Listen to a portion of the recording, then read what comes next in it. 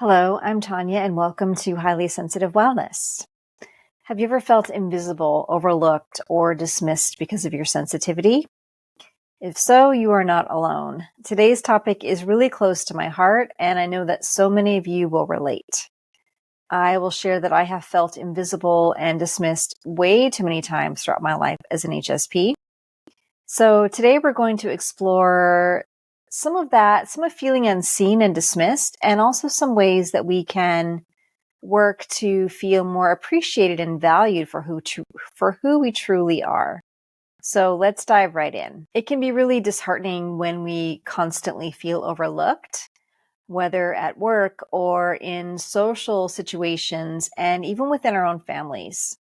Maybe you only feel seen and appreciated for what you can do for others and how you make them feel about themselves, instead of really being seen and appreciated for who you truly are. When we feel overlooked and dismissed on a regular basis, it can really start to increase our emotional distress and manifest in some really unhealthy ways through feelings of sadness, maybe anger and envy, and even shame. Shame is a really big one. It can also affect our sleep and affect our eating habits and our energy levels. And when we don't feel as if we matter to others, it hurts us emotionally, physically, and even spiritually.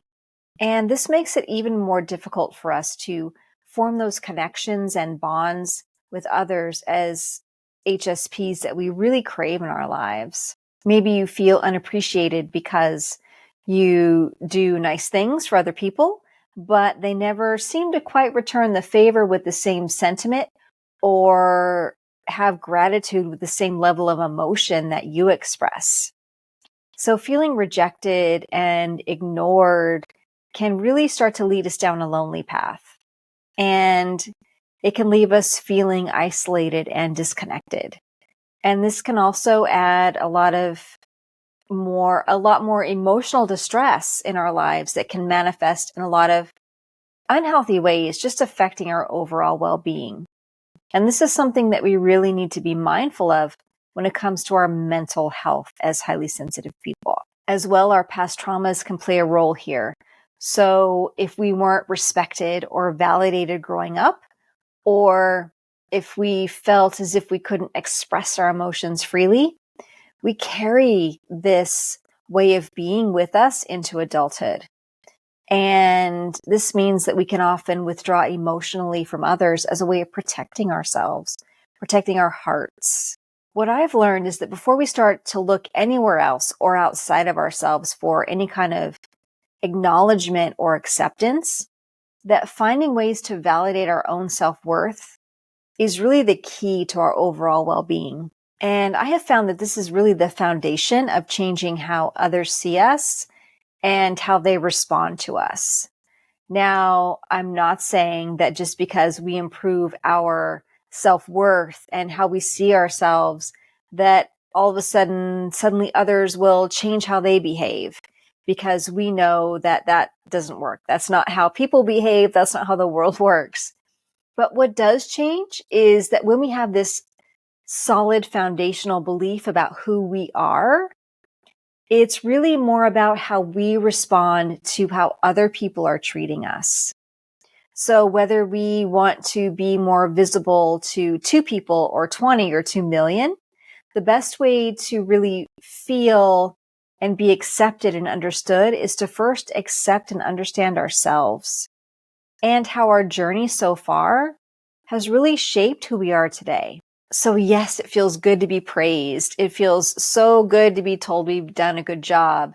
And as HSPs, it feels phenomenal to have our feelings validated and to be appreciated for our compassion and sensitivity. But it's when we start to rely on others to make us feel good, rely on them to validate our worth, and sometimes even our existence.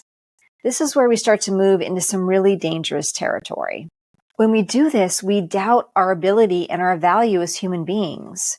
Sometimes learning to really see ourselves, to not only acknowledge, but feel and embody our self-worth, as we develop an awareness of where these feelings are coming from within us, where it's surfacing in our lives, what situations, and who is making us feel all of these ways, making us feel invisible, this is when we start to recognize some of the stories that we tell ourselves about feeling unseen. And these judgments that we pass on ourselves are usually based on someone else's opinions of who they think we should be.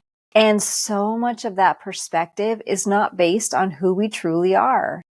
It's based really on someone else's impressions, their biases, and their limited life experience. But this is why it's up to us to build our self-awareness and really start to have that good, solid foundation within ourselves. Because when we know who we are, when we're able to validate and see our true selves, then the less we rely on others to make us feel seen. Changing our self-beliefs takes a lot of work, and it's not like flipping a switch. For us to see real change, we have to feel it and experience it. And this means practice. And when it's new work for us, especially, it takes time. It takes as much time as it takes. And it's always going to look a little bit different for everyone. So this means that listening to me or someone else is only going to take you so far. That means that we're making mistakes. And that means that we will have challenges and obstacles along the way. All of this is just part of our human experience. If you'd like to continue your journey towards embracing your sensitivity and nurturing your well-being, I have created a free companion reflection guide.